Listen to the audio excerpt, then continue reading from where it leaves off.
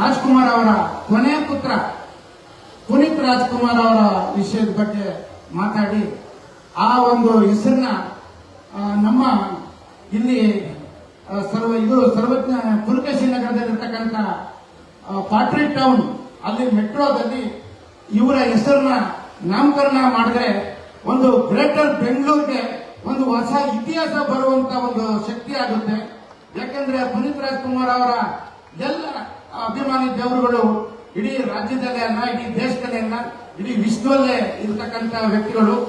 ಈ pottery town ಅಂತ ಹೇಳಿದ್ರೆ ಇದು ಹಳೆ ಇತಿಹಾಸ ಇರ್ತಕ್ಕಂಥದ್ದು. ಅದರಲ್ಲಿ ಅವ್ರ ತಂದೆಯವರು ಕೂಡ ಭಕ್ತ ಕುಂಬಾರ ಪಿಕ್ಚರ್ಗೆ ಅಲ್ಲಿನೇ ಒಂದು ಚಿತ್ರೀಕರಣ ಮಾಡಿರ್ತಕ್ಕಂಥ ಒಂದು ಇತಿಹಾಸ ಇದೆ.